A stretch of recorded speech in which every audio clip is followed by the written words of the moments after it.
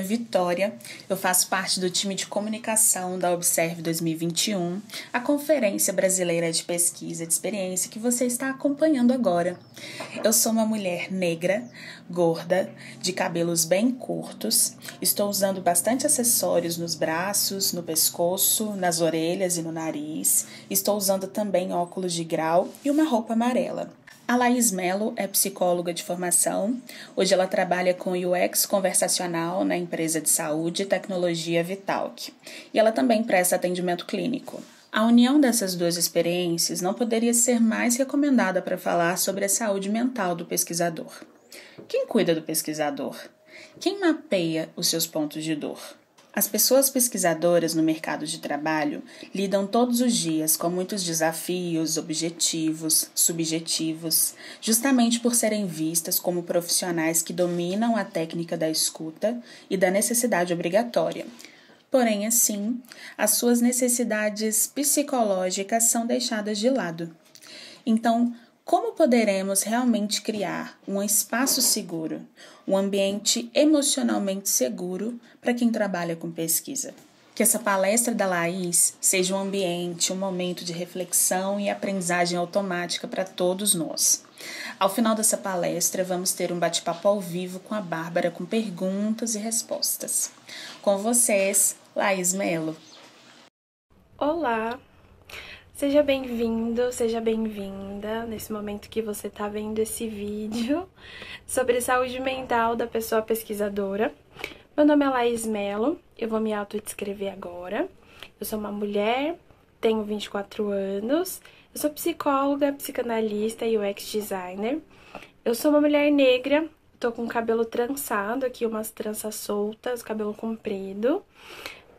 Tô usando uma blusa azul com algumas listras coloridas, vermelho, amarelo, verde e branco. Também tô usando um batom, um brinco bem grande, só em uma orelha, e alguns brincos menores também. Eu não tenho nenhuma deficiência, a minha altura é 1,59 e os meus olhos estão bem pretos, aqui eles são castanho escuro, mas aqui no vídeo tá bem preto. Eu vou começar a falar um pouquinho para vocês sobre a ideia, né, os pensamentos que eu reuni aqui pra gente conversar sobre saúde mental da pessoa pesquisadora. E acho que ficou bem bacana. Eu até fiz uma pesquisa entre alguns pesquisadores e pesquisadoras próximas do meu contexto social. Consegui falar com 104 pessoas para trazer alguns dados bem interessantes pra gente conversar aqui hoje. Então, queria começar falando que todas as pessoas lidam com questões de saúde mental. E aí pode ser desde um adoecimento diagnosticado, como ansiedade, depressão, insônia, entre outros, existem muitos, né? Mas também pode ser um mal-estar, um desconforto desencadeado ali no cotidiano, por algum acontecimento muito estressante ou que deixou muito triste, deixou muito chateado. Então, todos nós lidamos em algum momento da nossa vida com alguma questão de saúde mental. Hoje a gente vai tentar focar aqui em questões bem específicas dos pesquisadores e pesquisadoras. Eu vou dar um contexto geral sobre os principais fatores que afetam, né, gerando sentimentos negativos ou gerando adoecimentos mentais mesmo. Depois a gente vai passar para uma parte de explicar e contextualizar o que é a saúde mental e o que cada pessoa pode fazer para promover ela, para alcançar ela na sua vivência, no seu dia a dia. E por último, a gente vai para uma rodada de dicas mais práticas, né? E umas reflexões mais objetivas, próximas da nossa realidade, de como ter, né, um dia a dia psicologicamente saudável e seguro. Vamos começar então falando sobre as dificuldades do trabalho com pesquisa e como é que essa rotina de trabalho pode gerar aí uma série de questões, né, para cada pessoa que está inserida nessa área, nesse mercado. Para muitas pessoas é comum que os principais desafios emocionais aconteçam no cotidiano. E isso varia muito num espectro de percepções. Pode ser desde uma dificuldade em lidar com as incertezas desse tempo de pandemia, aquela ansiedade que às vezes a gente tem por uma resposta no WhatsApp ou no e-mail, por exemplo, dificuldade em tomar decisões porque está se sentindo muito confuso ou confusa, aumento ou diminuição do apetite em momentos de tensão, diminuição e aumento do sono também pode acontecer, e enfim, muitas outras questões que acontecem no dia a dia. No ambiente de trabalho, mais especificamente falando, todos nós, viemos aí ao longo dos últimos meses, anos acompanhando um aumento significativo de problemas desencadeados ou que foram iniciados no ambiente de trabalho, problemas emocionais mesmo, E existem já alguns dados sobre isso, peguei alguns aqui pra gente pensar um pouco. Por exemplo, 52% dos trabalhadores brasileiros sofrem de ansiedade quando estão no ambiente de trabalho, que é um número bem alto, 52%. E 65% dos respondentes de uma pesquisa, que vai estar linkada aí nas referências para vocês, afirmaram que o estresse no trabalho está comprometendo as suas noites de sono.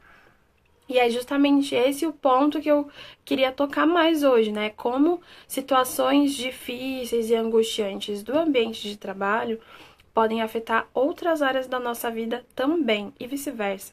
É um sistema que se retroalimenta, Mas, mais especificamente para pessoas que trabalham com pesquisa, como é esse cenário? Então, como eu contei para vocês, eu falei com 104 profissionais através de um formulário de pesquisa mesmo, fazendo algumas perguntas sobre saúde mental, sobre a saúde mental deles. Uma das perguntas que eu acho mais importante, assim, lá desse formulário que eu fiz, era sobre como essas pessoas avaliavam a saúde mental delas no momento atual. 53,5% disseram que avaliam que a saúde mental pode melhorar. 23,3% avaliam como boa. 20,9% avaliam como ruim. E 2,3% avaliam como péssima. O nível mais baixo, nessa relação ainda ficou com um número menor, porém 53,5% avaliam que pode melhorar. E o que mais me chamou a atenção, na verdade, é que havia uma quinta opção, que era para quem avaliava a sua saúde mental como ótima ou excelente. E nenhuma pessoa, nenhum dos respondentes, pesquisadores e pesquisadoras, escolheu essa opção. Então, acho que já é um dado interessante para a gente ir montando e configurando esse cenário. Elenquei aqui também, para a gente entender melhor do que a gente está falando, os fatores estressores, que são as principais causas de frustração, ansiedade, angústia, até raiva, no ambiente de trabalho para essas pessoas. Agrupei em 6 grupos principais, vou falar um pouquinho sobre eles agora. Tem as dificuldades de execução na pesquisa, e aí pode ir desde dificuldade em montar o recrutamento, o baixo orçamento, prazos muito curtos para executar pesquisas que são muito grandes, e até mesmo o trabalho remoto, fazer o campo remotamente, nesses tempos de pandemia que tem sido exclusivamente remotamente para muita gente, pode ser um fator estressor também. Tem a desvalorização da área e a baixa maturidade das empresas para pesquisa. Apesar de serem duas fontes de estresse bem parecidas, elas são diferentes. Vou tentar explicar o porquê. A desvalorização da área está mais relacionada com a sensação de que a sua pesquisa nunca gera acionáveis dentro da empresa, que o que você fala não é levado em consideração ou é subestimado de alguma forma. A própria baixa remuneração desses pesquisadores e pesquisadoras e a sensação de que você precisa defender constantemente a importância da pesquisa. Tem que relembrar sempre, parece que as outras áreas ainda não têm essa mentalidade. Que é bem próximo da baixa maturidade das empresas para pesquisa, mas aqui eu deixei mais relacionado com aspectos como, por exemplo, precisar transformar os seus dados qualitativos em quantitativos porque a empresa simplesmente não valoriza esses dados ou não entende a importância deles. Outro tipo de estresse que pode acontecer aí em relação a isso a sua pesquisa ser descredibilizada pela sua empresa, ou você precisar gerar resultados muito rápidos, não conseguir utilizar a pesquisa adequada, o método adequado, porque você tem que entregar um resultado rápido, não ter tempo para elaborar os seus insights também, sentir que o seu trabalho não tem qualidade porque a empresa não cria esse formato confortável para você trabalhar da forma que você considera mais adequada, né? Então, esses dois aspectos aí são grandes fontes de estresse para os pesquisadores nas empresas. Outros tópicos, sensação de esgotamento, talvez esse seja até compartilhado por outras áreas da tecnologia e por outras áreas do mercado corporativo no geral, hoje em dia, né? Então, a sensação de ter que fazer sempre retrabalho, de ter um volume muito grande de coisas para fazer, de que o tema da sua pesquisa nunca se esgota, por mais que você entregue pesquisas com qualidade, mas que sempre surge um novo problema, uma nova variável. E eu compreendo até, foi algo que um dos pesquisadores comentou lá, ou pesquisadora, que esse tipo de estresse, né, pode até ser estimulante de alguma forma.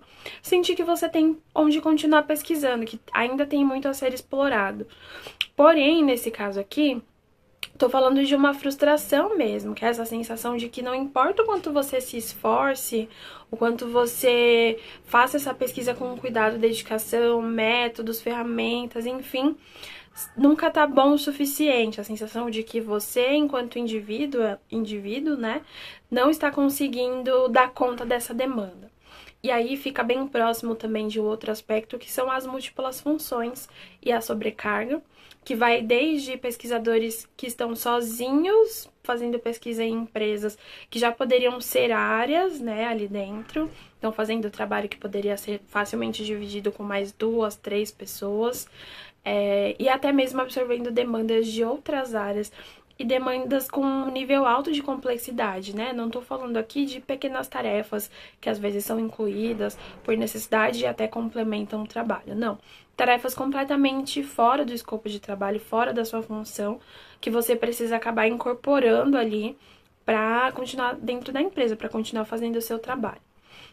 E por último, um aspecto que eu considero bem importante, que é a gestão e as relações interpessoais ali. Então, a discordância entre os pesquisadores, o fato de nunca ter feedback, ou de nunca ter feedback adequado, que possibilite realmente você aprimorar o seu trabalho, né? Esse desentendimento, essas cobranças excessivas e esse clima de competição. Esses foram os aspectos aí destacados pelas pessoas que eu achei interessante também de trazer para cá. Alguns outros dados para a gente pensar são esses. 44,2% dessas pesquisadoras e pesquisadores falam que passam por situações estressantes toda semana, que eu acho uma frequência alta, considero uma frequência alta para fonte de estresse no trabalho. E 55,8% falam que não têm acesso à escuta qualificada ou terapia no ambiente de trabalho, que é um número altíssimo também. Considerando que nós sabemos, né, o pesquisador, a pesquisadora está constantemente exposto a muitos dados, a discursos, narrativas, contato com pessoas, se comunicando muito. E, eventualmente, existe uma carga emocional, uma carga mental, para além dessas demandas de trabalho que eu já mencionei, que acabam sendo fontes de estresse. Só o trabalho em si, né, o trabalho de pesquisa, ele já é um trabalho com um nível de carga mental mais alto do que o trabalho de outras áreas. Então, o fato de 55,8% dessa população de pesquisadores não ter acesso à escuta qualificada e terapia é preocupante sim, porque significa que esse volume, essa carga mental, provavelmente não tem escoamento, ou não tem um escoamento adequado. Tá? Então, bom, como evitar o adoecimento mental num cenário com tantos fatores de risco diferentes, né? Múltiplos. Vou começar a falar aqui um pouquinho agora sobre saúde mental, então, o que é e como a gente pode alcançá-lo.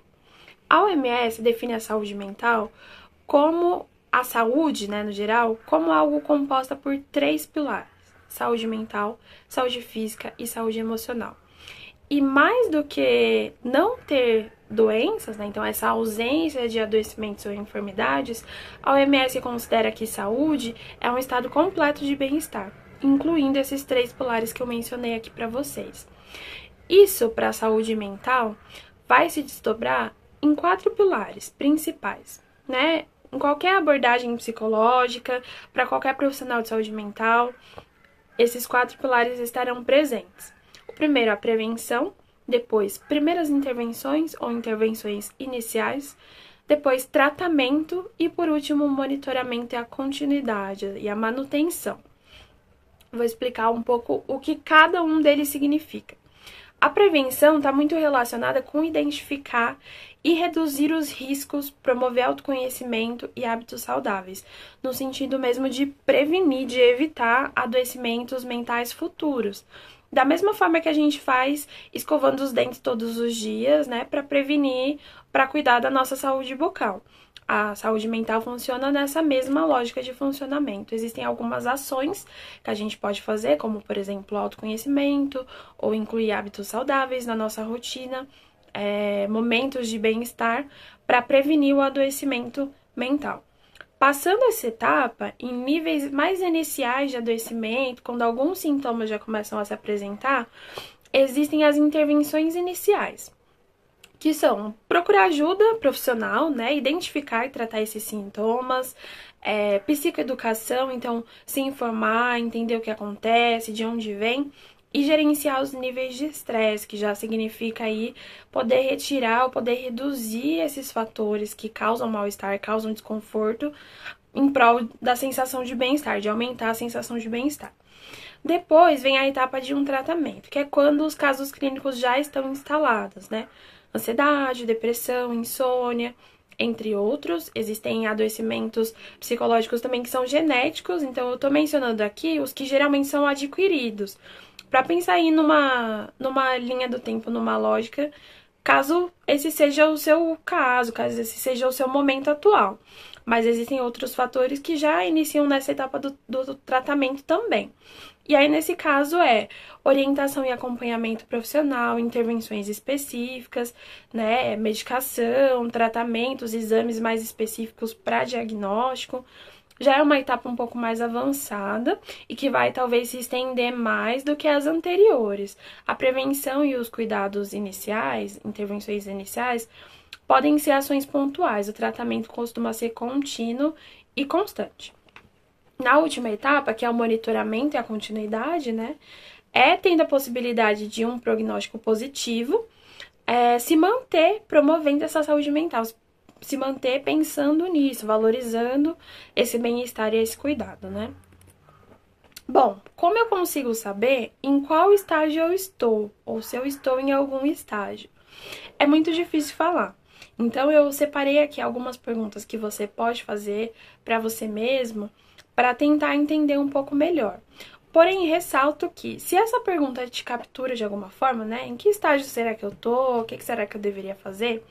Talvez já seja o caso de conversar com um profissional de saúde mental, porque ele vai conseguir te orientar e entender mais profundamente aí o que está acontecendo, porque você está se sentindo assim.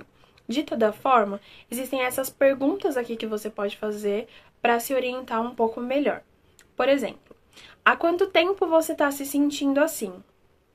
É um tempo prolongado, um período de tempo prolongado, já começa a gerar um sinal de alerta. Se você está se sentindo mal durante uma semana, durante alguns dias, tendo muito claro o que deixou você assim, então não tem um estado de confusão, as coisas estão claras, isso não necessariamente precisa ser preocupante, porque sentimentos negativos fazem parte da experiência humana de qualquer pessoa. Porém, se esse estado emocional negativo, de tristeza, de decepção, de ansiedade, se prolonga ao longo dos meses, mais de um mês, mais de 2 meses, mais de 3, com certeza já é considerado um período prolongado. Então, isso já deve gerar, assim, um sinal de alerta para você. Depois, o que você está sentindo interfere na sua vida? Gera prejuízos significativos para você? Tem coisas que você não consegue fazer ou não quer mais fazer, mesmo que você gostasse antes, por conta desse estado emocional que se instalou aí nos últimos tempos? Então, esse também é um sinal de alerta importante. E por último, você sente que alguém ou alguma coisa, algum evento, algum lugar ajuda você a se sentir melhor? Ou está ficando cada vez mais difícil você se sentir melhor, independente da companhia, do lugar onde você tá? Então, acho que essas perguntas ajudam você a se orientar um pouco. Se o seu estado emocional negativo está se prolongando há muito tempo, está prejudicando e trazendo prejuízos para sua vida em diversas áreas, e você acha difícil alguém te ajudar, ou alguma coisa te ajudar, procure ajuda profissional com um psicólogo ou uma psicóloga o mais breve que você puder, para entender o que está acontecendo, tá? E aí eu vou passar para a última etapa aqui da minha fala, que é como ter um dia a dia de trabalho psicologicamente seguro. O que que eu faço, né? Eu começo a fazer terapia já. Antes de tudo, é importante a gente entender que cada vivência, cada recorte gera um desenvolvimento emocional subjetivo e individual. Então, as dicas que eu vou dar aqui são generalistas, mas é importante você ter em mente que só você conhece por completo as suas necessidades psicológicas e que problemas específicos e complexos demandam soluções específicas e provavelmente complexas, né? Causadas aí, influenciadas por mais de um fator, por mais de um agente. Então tenha isso em mente e não existe em procurar ajuda especializada, né, para falar sobre as suas questões se você achar necessário. Porém, vou retomar aqui algumas condições que são básicas para a saúde mental no ambiente de trabalho, que você pode procurar desenvolver, mas como eu vou falar um pouco mais à frente, cada colaborador e colaboradora não consegue sozinho desenvolver ou proporcionar ali, criar essas características para o ambiente. Então, acho que esse momento também é mais para liderança, gestão que esteja me ouvindo aí, ficar bem atento e procurar integrar esses elementos ao ambiente de trabalho da sua equipe.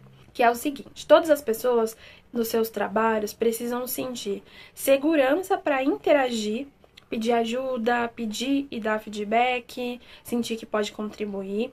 Segurança para aprender, então fazer perguntas, inovar, arriscar, tentar de um jeito diferente, de um jeito próprio que funcione.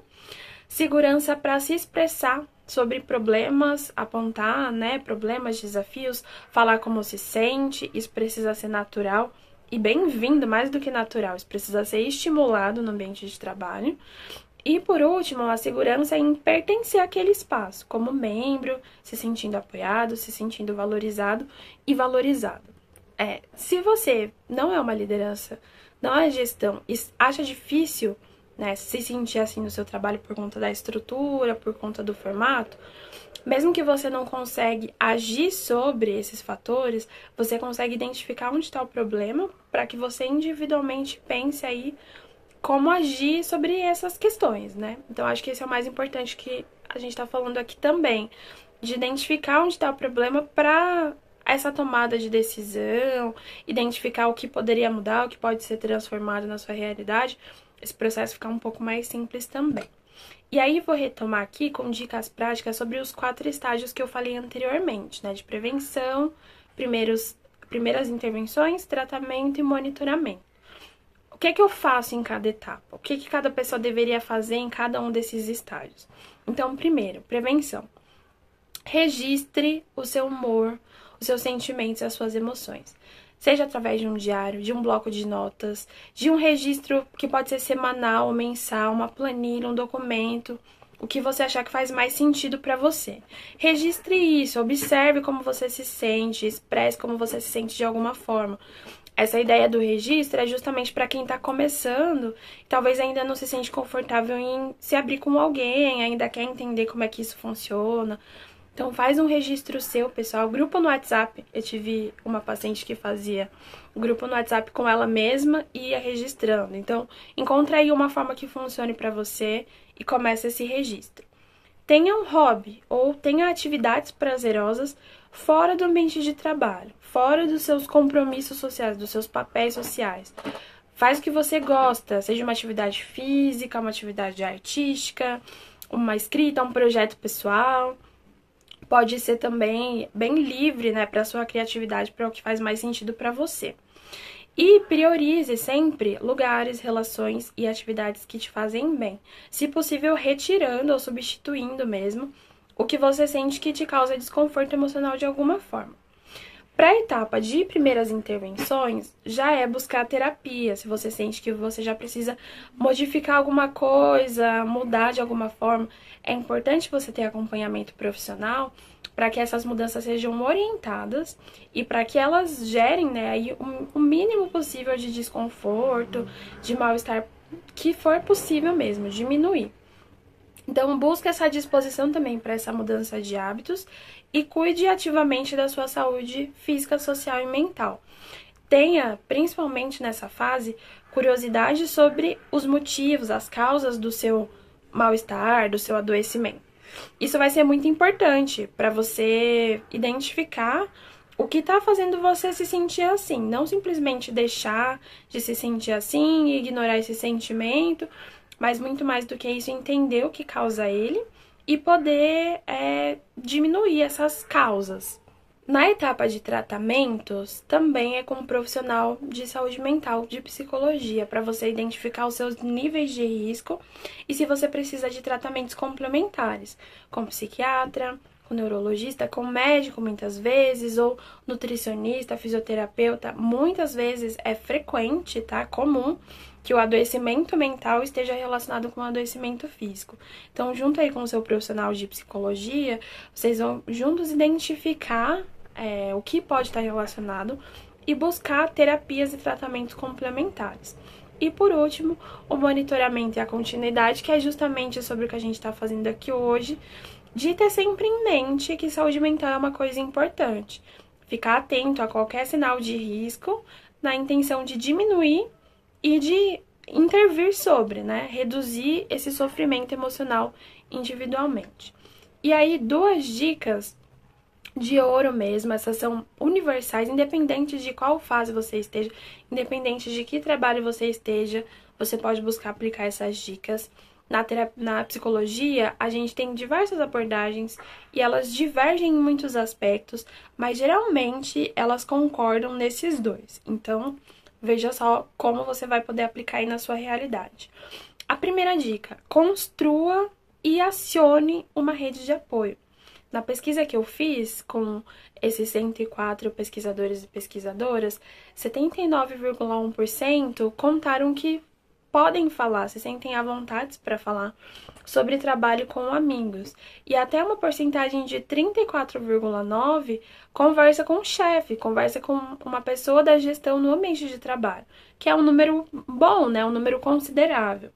Porém, muito mais importante do que construir essa rede de apoio é acioná-la em momentos de necessidade, pedindo ajuda, pedindo feedback, pedindo apoio, pedindo recursos. Então, acione a sua rede de apoio quando você achar necessário. E aí a gente vai falar sobre, também um pouquinho mais à frente, o que é necessário, né? Talvez esse filtro fique um pouco comprometido também. Mas a segunda dica que eu vou dar aqui nessa etapa é: faça uma pausa. A produtividade tóxica, que é esse conceito novo, né, que a gente vem estudando, a gente vem falando sobre ele, ela se manifesta justamente nesse sentimento de que você sempre deve estar fazendo alguma coisa. Mas essa é uma visão distorcida sobre o que é produtividade, uma visão distorcida sobre o que é ser um bom ou uma boa profissional, né? Você conseguir identificar os seus limites e parar antes de chegar neles, é um sinal de inteligência emocional e é estratégico. É uma habilidade emocional extremamente sofisticada. Então, busque desenvolvê-la e identificar quando é que você precisa fazer uma pausa. Isso é de extrema importância para você ser mais produtivo e por mais tempo, né? Ser produtivo de fato com qualidade, com excelência. Não estar sempre cansado, exausto, sobrecarregado, que é o que a gente viu como um dos principais fatores estressores na pesquisa que eu fiz. Bom, por último, eu queria abrir aqui alguns minutinhos de um papo aberto mesmo sobre cuidar da saúde mental, pedir ajuda e admitir que não tá bem. Isso ainda é um grande tabu na nossa sociedade, para muitas pessoas, de muitas faixas etárias, de todos os gêneros. Então, ainda existe essa mentalidade, né, de que procurar ajuda profissional para questões de saúde mental é algo para pessoas que estão muito doentes, no senso comum, né, o que as pessoas chamam de quem tá louco, quem tá louca. Que você, por exemplo, fazer um tratamento medicamentoso é um sinal de fraqueza, que você demonstrar emoções, que você falar sobre como você se sente é um sinal de fraqueza, de vulnerabilidade. E a principal ideia que eu queria propor aqui é pra gente baixar esse filtro moral, né? E nos permitirmos mesmo ser cuidados, ser cuidadas, pedir ajuda, delegar tarefas, fazer pausas, acionar rede de apoio. Tudo isso fazem um contrapeso ali, né? Um contraponto com os fatores estressores que eu identifiquei, que a gente identificou. Então, se o seu ambiente de trabalho te sobrecarrega, se você tem dificuldade em executar sua pesquisa, se você tem problemas interpessoais e de gestão dentro do seu trabalho, o contraponto que você pode fazer é buscar os fatores de proteção. E como você vai se proteger? Você vai se proteger justamente pedindo ajuda, pedindo suporte. A força, a habilidade psicológica de força, é uma habilidade paradoxal, porque só é possível ser forte quando a gente está amparado. Pessoas isoladas, pessoas que não têm a quem recorrer, não têm a quem pedir ajuda, não têm suporte social, ficam muito mais vulneráveis. Esse é o conceito de vulnerabilidade social, né? Pessoas que não têm suporte, não têm a quem recorrer.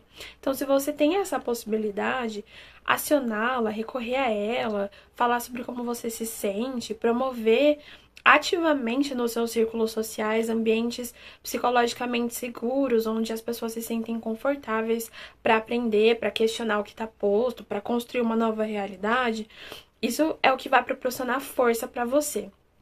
E para os seus pares, né, para as pessoas que estão perto de você aí, nessa convivência.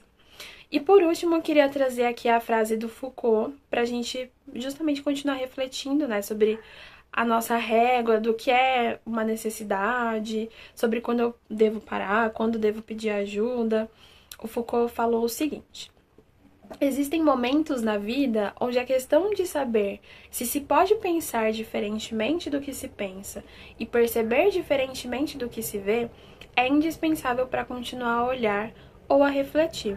E eu trouxe essa frase porque eu sei que a maioria das pessoas que vai ouvir isso se propõe a isso, né? A continuar olhando, a continuar refletindo. O pesquisador, a pesquisadora está constantemente em contato com novas realidades, buscando novos significados para a realidade que já está posta. E acho que é justamente como o Foucault disse, né? A condição fundamental para que a gente possa continuar fazendo isso, para que a gente possa continuar fazendo isso de uma forma saudável, é eventualmente a gente flexibilizar o nosso pensamento, a gente olhar a partir de um outro ponto de vista, inclusive sobre nós mesmos, sobre a forma como a gente se relaciona com a gente, com o outro e com o mundo. Então essa foi a mensagem que eu quis trazer para vocês. Eu deixei aqui algumas referências, vocês vão ter acesso depois, para quem quiser continuar pensando nesses assuntos, quem quiser se aprofundar. Tem dicas de aplicativo, site, alguns Instagrams também, para quem está buscando terapia agora e não sabe por onde começar. Mas, de qualquer forma, eu me deixo à disposição. Deixei o meu e-mail aí para vocês entrarem em contato comigo. Se alguém precisar de ajuda, não sabe muito bem por onde começar, qual abordagem, ou se quiser simplesmente continuar conversando sobre esse assunto, eu vou gostar muito também, pra gente continuar esse papo. Acho que é de extrema importância a Observe ter trazido esse assunto.